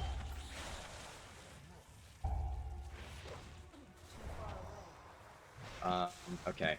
Yeah, I'm gonna... Same thing, but now we've hit the checkpoint and gotten the objective. So we should be fine. And then we can just do it in reverse order. 3, 2, 1, should be safe. I forgot to put Bran back in healer mode for the start there, so that made it a little bit trickier. I was taking more damage than I should have.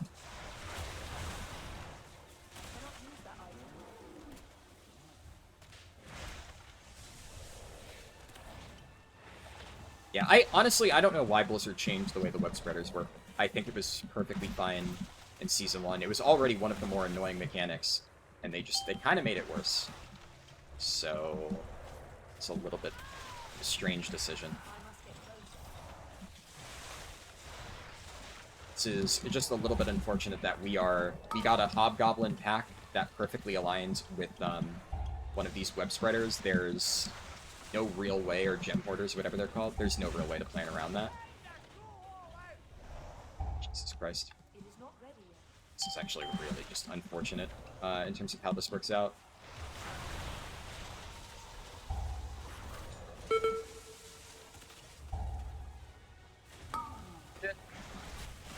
Okay, the games, I like how I went in here and I said, like, oh yeah, this is one of the easier ones, and then the game is just absolutely fucking kicking the shit out of me.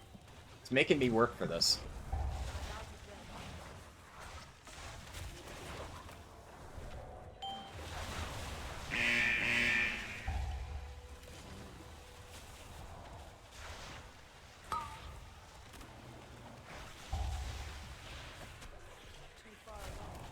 I should also note, by the way, the whole, like, do it on tier 11 delves to get your gilded crests, that is only relevant if you care about the gilded crests, which a lot of people may not.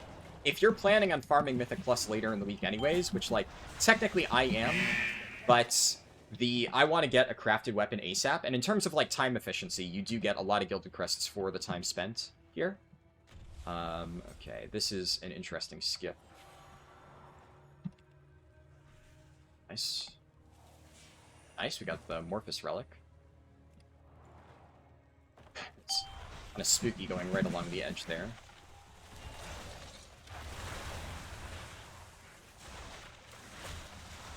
I cannot use that item yet. Obviously, if you don't have a little skip, you'll just have to kill the mobs one by one. It takes a little bit longer. One of the reasons why Dread Pit is kind of fast is the death skip, the, you know, little, like, gap jump there. You can save a little bit of time compared to the intended route and skip some packs, because we don't need to kill any of those packs to reach the final boss. And Dread Pit notably does have one of the harder final bosses if you do not have self-heals. Should be fine for me. That item is still Like, we can... Mandate does like no fucking damage, man. Holy crap. I require a target. Whew. Probably gonna have to pull those. Very least I can deactivate that. That's gonna cover like the entire final boss area though. That sucks. There's a Threadmancer in that pull, so it's gonna spam web bolts on me. So I need to kill that.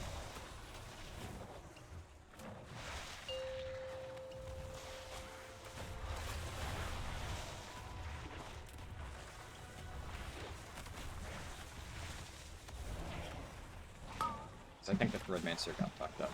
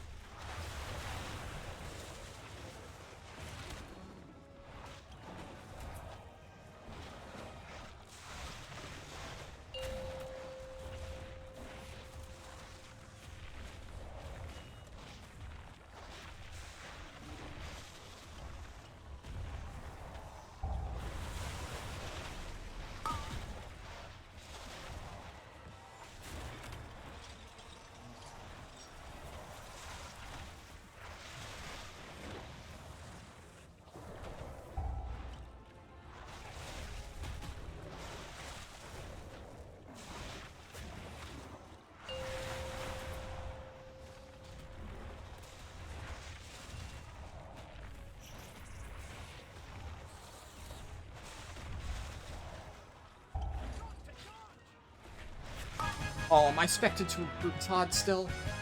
Ah, fuck, I'm specting to improve Todd. Okay, I'll have to remember to swap off that. Alright, our first tier 11 Bountiful Delve, we got 120 undercoins from that. This is the Gilded Stash, you get 7. Always remember to loot that. Nemesis Strongbox, it looks like I've looted all of them that I possibly can. There is a cap. Yeah, so I guess you can only get a certain amount per week. How many did we get? We got... For Rune's Crests, 23, so ballpark, that's probably how many you're able to get. And then I got 693, or 639, 693 would be crazy. I got 639 gloves, and that's our first one. Our first tier 11. We've already done the tier 8. Okay, let's do Wormhole Generator and see where it takes us. Isle of Dorn. It might take us, like, into Dornegal, which would mean I get to save my Hearthstone, which I would like to do. Good enough. Boulder Springs is, like, right next to Dornegal. Most of the locations, the worst one, it can take you to the Murloc area and immediately put you in combat, which would have lost me, like, 30 seconds there, but it's a big deal. Okay, now we're going to Undermine. So for reference, I already have 539 undercoins, so we're already set there. I'll just, warband transfer the remainder. Overflowing barrels of slime are all over the vat works. Also, theoretically, it might be slightly faster to hop into your car to get to Side Street. Just to hit, like, the boost real quick. Right now, for whatever reason, on my copied characters, the car is bugged on the PTR. I don't know why. Can't use it. Okay, so tier 11.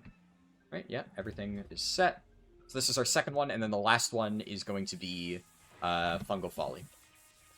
So I'm going to set Bran as healer for this one.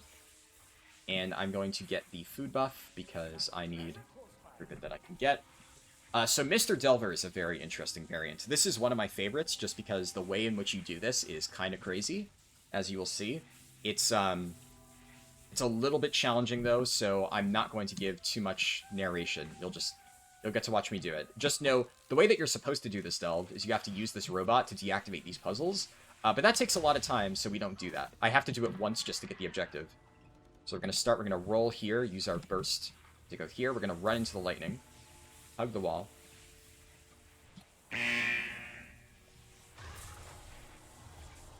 I messed up my UI, so I'm going to do quickly edit mode like that. Fucked up the jump. I can jump there, but I messed it up. Unlucky. It's fine, though. Okay, I stun those so that I can open this box. Bran's healing me a little bit. That's what we want him to do.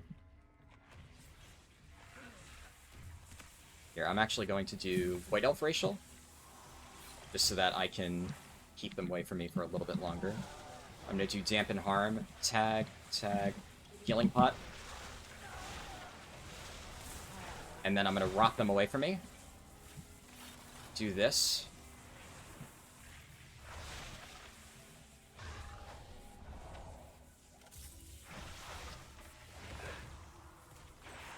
I got the checkpoint. Oh, I got interrupted. Okay, that's fine. We got the checkpoint. I'm going to actually break that guy's paralysis. Bran's trying to save my life, which, you know, in another circumstance, I would appreciate Bran. That would be nice.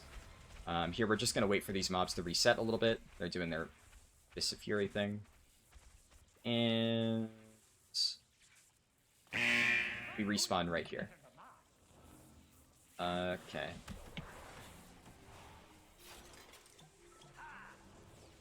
Go over here, set Bran. Can't do that while in combat. Okay, so I'll just... No crit.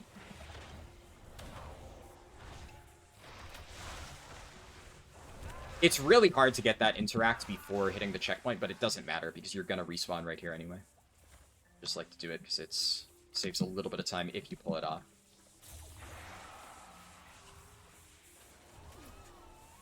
We're going to drop down here. Sometimes what can happen is one of the special Nemesis packs will spawn on this little area. So that can add a bit of RNG as to whether or not you're able to consistently get this. You can still, like, leg sweep them and interact with the safety cage from under them, but it, like I said, it does add a little bit of variance. Then our final safety cage... Yeah, this one here. Is it gonna interrupt me? Nope. Okay. Tag this guy, drag him out of the lightning. And we have successfully done Mr. Delver not at all the way the developers intended you to do it. Oh my god, that knockback almost fucked me. Oh my god, that almost fucked me. Whew, okay, hold up. Let me stop yapping and pay attention, because it's not a hard boss, but I almost screwed it up. And I do have this stupid robot who is just blasting me. Okay. Alright. We're fine. Just gotta make sure the knockback doesn't mess me up. I could have kept Healer Brand, by the way, and it would have been just easier. But obviously that would have taken a little bit of extra time. DPS Brand isn't really doing a whole lot right now, but this thing, the Griffin, tends to help quite a bit. Does a bunch of damage during that burst.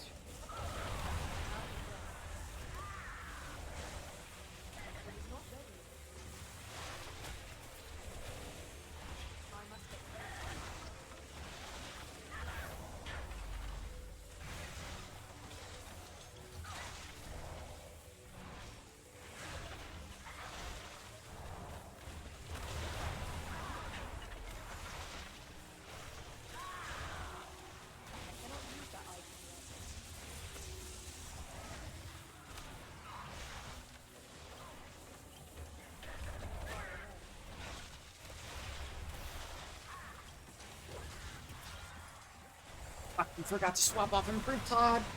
It's fine. It's fine. Ah. Okay. It's gonna take Bran a little bit to unlock that door. Unfortunately, I'm gonna dash to it. I'll start jumping over to it now, and then any second now, like I said, it automatically unlocks even if Bran isn't doing what he's supposed to do. Bountiful Coffer. Yeah. I'm really happy we did not get our Delver's Bounty, because now I get to show you how to guarantee one. That is by far the biggest tip in this video. So at this point, we're going to Hearth to Dornagal. I could have just done that instead of leaving, but it's like a 2-second difference. But you'll see my haul from the Delve so far. Man, my bags are a mess because of all the junk you get by doing Delves.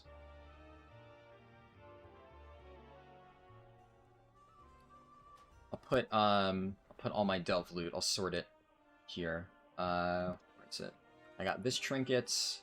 I got these gloves, and I mean I got some other stuff. Where was the other one I got this cape, right? And then I got 3 Radiant Echoes. So that's what I've gotten so far from the Delves that we've done. Okay, so now, like I said, every week you get a Cypher quest that you turn in. I've already completed my weekly Cypher quest, so you know I'm not going to get it again on the PTR. But this would give you 1,500, so I will transfer 1,500. And in theory, if I had had the quest completion, this is how much I would have had after doing my Tier 3 Bountiful Delves. Or my 3 Tier 11 Bountiful Delves is what I mean. You go over here, you buy this item, Wave Scrambler 2000. And I'll explain how this works when we get in. Notably, what you're going to see me do here, you can do it an infinite number of times every single week, provided you have the Undercoins to continue buying it. And although you can only get Undercoins from the weekly chest and the weekly quest and your Bountiful Delves, as you can see, Undercoins are a warbound currency, so if you have a bunch of level 80 alts, and you want to do a bunch of Bountiful Delves on those level 80 alts and funnel the Undercoins over to your main, what you are about to watch me do with this Wave Scrambler... with the Wave Scrambler 2000, what you'll see me do here, you can keep doing. And the other thing that I've tested is what I'm about to do in this delve, as long as one person has the Wave Scrambler 2000, every single person can benefit from it. So if you want to farm this thing out day one and do it for your friends, you will be the best person in your guild. Everybody will absolutely love you. You will be a hero. So...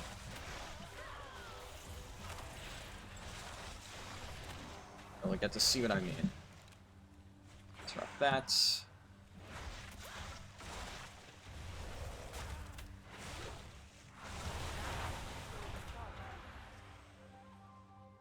First one. I should also note that, I guess I didn't fully explain how this works. I could probably start doing that now since we're getting close to when it's activated. So Wave Scrambler 2000, let's read the text on this.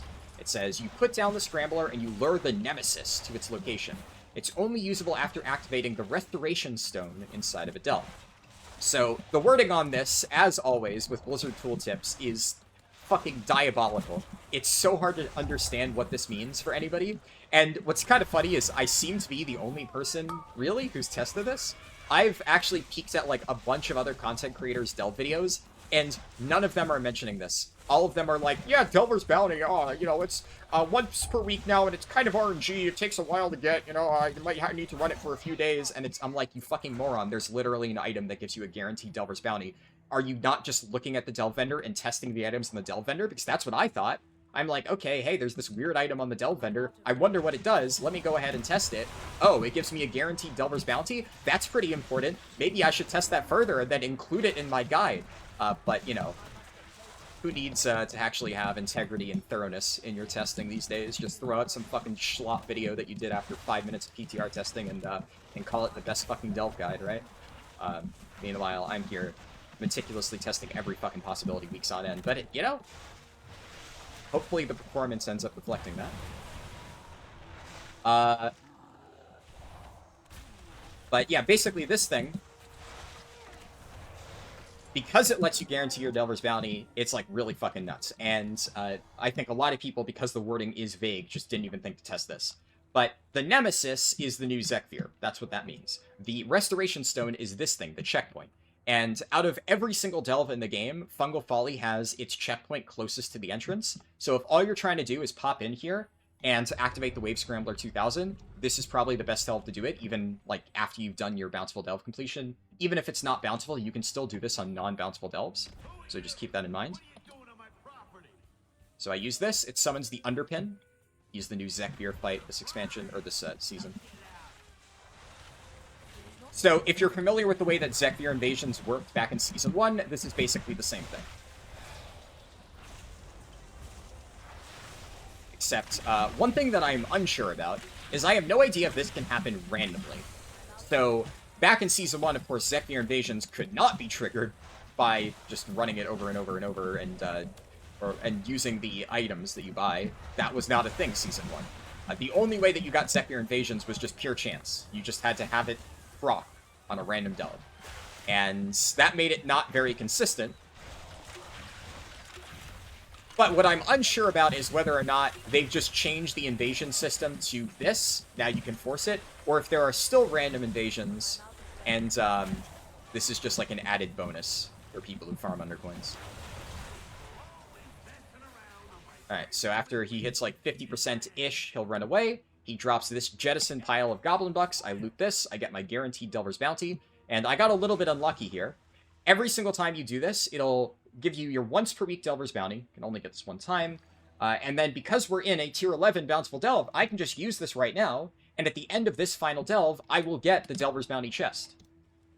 You know, again, 2 birds, 1 stone. We're getting the Delver's Bounty, like, obtaining it and using it within the exact same delve. I don't even need to run another delve after this one. That's what makes the strategy so ludicrously fast. And, what's it called? The other loot that you get, so any future kills of the Underpin, like I said, you can use that Wave Scrambler multiple times per week. It is a one-time use item, so you will need to purchase another one. And it has a 1-hour cooldown. And I have tested it, so I've had my friend farm one, and we both went into the same delve in the PTR. I used mine to summon it, and it put hers on a, or actually, well, the other way around. She used hers, and it put mine on a 1-hour cooldown, and I wasn't able to use it. But then 1 hour later, I used the same thing I bought, and despite the fact that I had already killed and looted the Underpin on my character for that week, I was able to summon him, kill and loot him again, and although you don't get a second Delver's Bounty, that's still once per week, you do get the other reward, which you'll see here as a Radiant Echo, but it's actually a 50-50 chance to get either a piece of 639 gear or a Radiant Echo. It's just random chance. Obviously, early in the season, getting the piece of 639 gear is a considerably better reward, so I got an extra Radiant Echo. If you get the extra Radiant Echo on day 1, you're probably going to feel pretty bad, but, like, it's not that big of a deal. You're still getting 4 pieces of gear from your bountiful chests, and you're getting your guaranteed Delver's Bounty for that 649 piece. And the other thing to keep in mind is because you can infinitely repeat this, you can either, like, if you do this entire process in a 5-stack that I've shown in this video, every single person in your 5-stack will have enough undercoins to buy this item and summon the Underpin. So what you can do is you do all of your delves. This takes, like, roughly an hour and a half, give or take. And then after you've gotten your Delver's Bounty and your 4 keys, you start spamming Mythic Plus. And then every single hour, you run over to Fungal Folly, you run in here, activate the checkpoint, one of your friends uses their Underpin summon, you kill him, you get another chance at 639 gear, and then you go back to spamming M+. The entire thing to summon him would take like another 2 minutes to just run in, activate the stone, and then use your item. It would not take any time whatsoever. And although for a lot of people, getting those bonus 639 pieces probably won't be that worth it, there are a lot of specs that really, really, really want delve trinkets. And what this allows you to do is infinitely farm champion track delve trinkets if you, well, keep at it. You'll infinitely farm champion track gear at a 50-50 chance. And then, of course, within that 50-50 chance, there's a chance that it's a trinket. And there's a chance that it's like a fucking cloak for the 5th time in a row. You never know, but I know the Windwalker in my guilds, the Sims show that for him, one of the delve trinkets is his best in slot, so he really wants to do delves for that. So it'll be really important for him every single hour to go in, get somebody to use their Underpin summon, and get another shot at his best in slot trinket. So if that is the case for you, keep that in mind. Of course, I have not, like, finished the video yet, but I suspect that I will be discussing all of this in the final version of my Delve Guide, which will be posted in, like, I don't know, like 8 hours or something. The moment I'm done with this, I gotta get to work on that, so...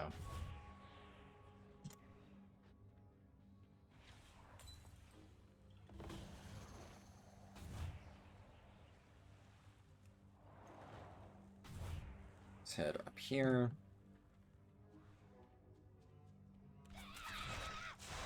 And as long as I don't somehow manage to mess up one of the easiest delve bosses in the game, we'll have clocked in a sub 1 hour 15-minute time, which is shaving about 15 whole minutes off of my previous attempt. And honestly, the Skittering Breach variant is nowhere near the fastest possible. I suspect that if you happen to get Tokrathon Pheromones or one of the other S-tier delves, you could probably do this in under an hour. I think I actually had one of the S-tier delves in my previous test, but my previous test had, like, a lot of mistakes. You know, it took me a while to get my keys. I had really, really bad tier 11 delves, so that could potentially lose you a lot of time. Overall, I've had pretty good tier 11 delves, so I guess it's kind of balanced out. This is not, like, the worst RNG ever. But I think Tokrathon Pheromones specifically would be the best option. If you did that and you had decent options, you could get this done in probably 50 minutes, give or take.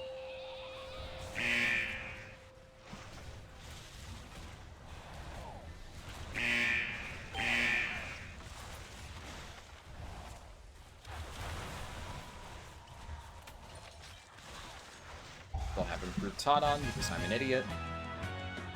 Oh well. Oh well. Got it done!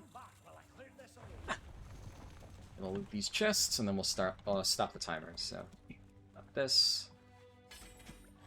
Got a trinket. I think that's decent for some people. I got a crappy ring for Brewmaster, so let's hope that doesn't happen on live servers. And we got all our stuff. And that is the timer stopped. 1 hour, 12 minutes, and 2 seconds. Overall, not bad. But yeah, that's about it. Let's look at the final haul from all of these delves. So I got, obviously the sparks are different because the PTR, like the season has effectively been going on the PTR for a while, so you will not be getting as many sparks. That's just like delves have a chance to give you any sparks that you haven't obtained yet. So I got a champion track trinket. This one kind of sucks. I ideally should have my loot spec set to Windwalker if I really cared, but it's PTR, I don't. Some decent gloves for me. Okay, cloak. I wouldn't use it personally because it would conflict with a slot. So I guess out of usable stuff, I also couldn't use this. Technically speaking, if this was what I got from delves on live servers, this would be a really crappy haul for Brewmaster. But this trinket could end up being, or this ring could be really good for some people. I know this trinket is really strong for a lot of people. If you don't have your crafted item on cloak, this would be decent. If you remembered to set the right loot spec, this could have been another really strong delve trinket that maybe you actually wanted. And the stats on this are good for brew. It would just conflict with my 4-piece, so maybe it could be worth it for me, like in theory, to run the myth tier shoulders I have and run this instead. But like I also have 639 crit verse shoulders, not a big deal. And then of course I have 5 radiant echoes here. So if I wanted to, I could run the Radiant Echoes to get more keys later in the week, but I don't really think that's worth your time to do. I think that after you get your initial loot, your once per week Delver's Bounty, then it's just time to spam M+. The only exception to that is the Underpin summons, because that literally takes 2 minutes for a chance at gear. So in between keys, if somebody has their cooldown reset, you can just go and do that, and it's pretty good. And then finally, for crests, for Runes Undermine crests, obviously the Weathered and Carved, I think I got a handful of Carved from the earlier ones, but a lot of these just carried over from my character, which I copied. But I got 39 Runes crests by the end, and I got 31 Gilded Undermine crests. So, worth noting, the Delver's Bounty chest, I did test this. If you loot it on a tier 8, you still get the same item level gear. You still get a 649 piece. However, doing the Delver's Bounty chest on tier 11 will give you more Gilded Crests. So if you want to maximize your Gilded Crests, if you want to get the 31 possible on week 1 of the season from Delves, you gotta do your your Delver's Bounty on the Tier 11 Delve, which is why I waited until the very end here on Tier 11 to do that, because that's just overall the more effective way to go about it. But yeah, that kind of covers everything. So I hope you found this video helpful. I hope it helps you get your delves done as quickly as possible, either tomorrow, be it Tuesday, or Wednesday if you're watching this and you're in Europe. And again, if you have any questions that I didn't cover, then leave a comment and I will do my best to answer you. And hopefully the main delve video, which I'm now going to finish working on, I hope that will be insightful as well. But yeah, that's it. Catch you in the next one. Peace.